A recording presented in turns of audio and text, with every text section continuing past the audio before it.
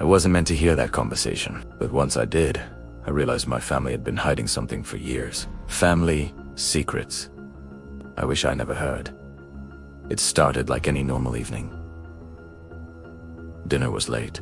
My mother was in the kitchen, moving quietly. My father had just come home, his footsteps heavier than usual, his voice lower. I was in my room, scrolling through my phone, half listening to the muffled sounds of their voices drifting down the hallway.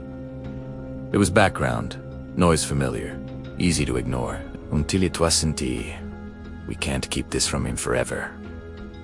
The words cut through everything. I froze. There was a pause.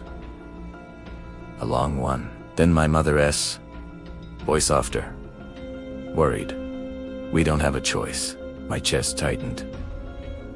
I sat up slowly. From him, they were talking about me. I stood up, moving quietly toward the door. The hallway light was off, leaving everything dim, shadowed. Their voices carried more clearly now. If he finds out my father started, he won't. My mother interrupted quickly. Not if we're careful. Careful about what? I felt something shift inside me. Something small, but heavy. Because this didn't sound like a normal conversation. This sounded like fear. I stepped into the hallway, my bare feet silent. The kitchen light spilled faintly around the corner, casting long shadows. It wasn't supposed to happen like this, my father said. And yet it did, my mother replied. Then, almost a whisper. He's not ready. I stopped breathing. Not ready for what? The floor creaked beneath me. Just a little, but enough. The voices stopped instantly. Silence filled the house. Heavy, suffocating. I stepped back quickly, retreating into my room, closing the door just as I heard footsteps approaching. I sat on my bed, trying to act normal. My heart was pounding, because in that moment, I knew something was wrong. I didn't sleep that night. How could I? Every time I closed my eyes, I heard those words again. He's not ready. The next morning, everything felt off. My parents acted normal. Tout normal.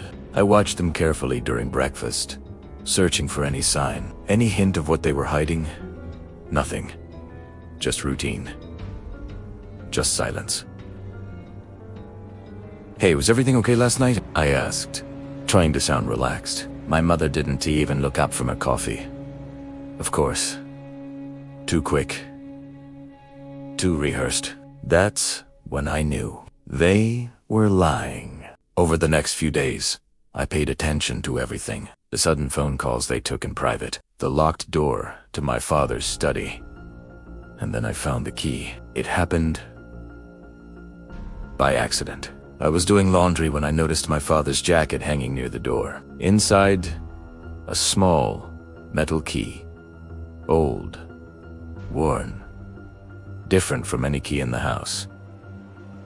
I stared at it for a long moment. Then, took Italiano. My hands were shaking as I stood in front of my father's study later that afternoon. The house was empty, silent, perfect. I slid the key into the lock. It fit. The door opened with a soft click.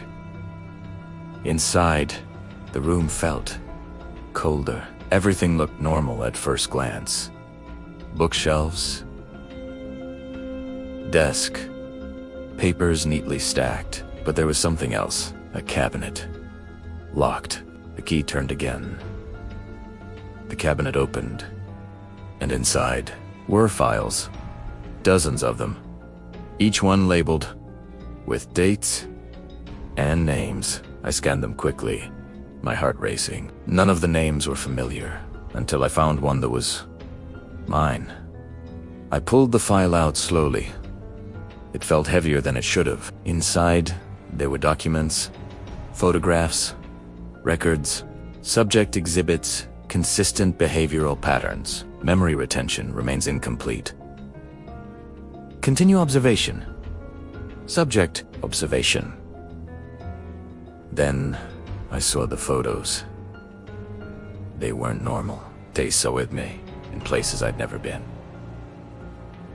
Different rooms, different people, always watching. I dropped the file. No, this isn't real, but it had to be. I heard a sound behind me, the door opening. My father stood there, watching me. For a moment, neither of us spoke.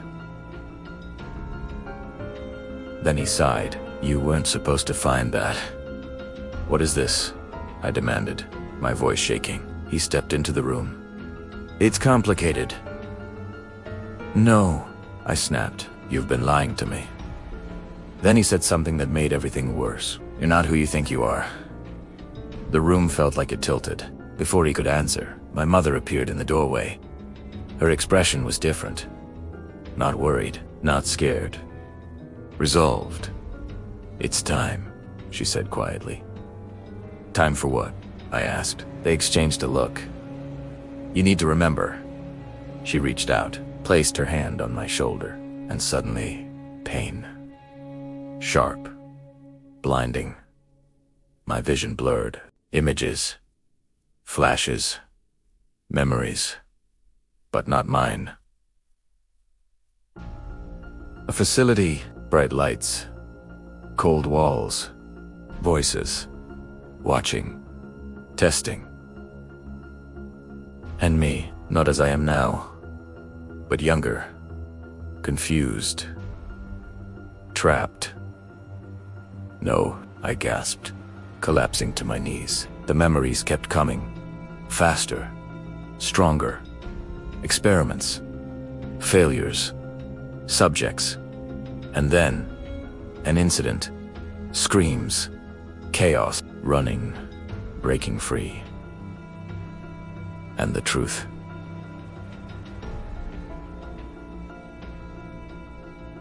I opened my eyes, back in the study, breathing hard, shaking. I remember, Primera whispered. My parents stood in front of me, watching. But something was different. I really looked at them. You're not my parents, I said slowly. Silence. Then my mother smiled, a small, cold smile. No, she said.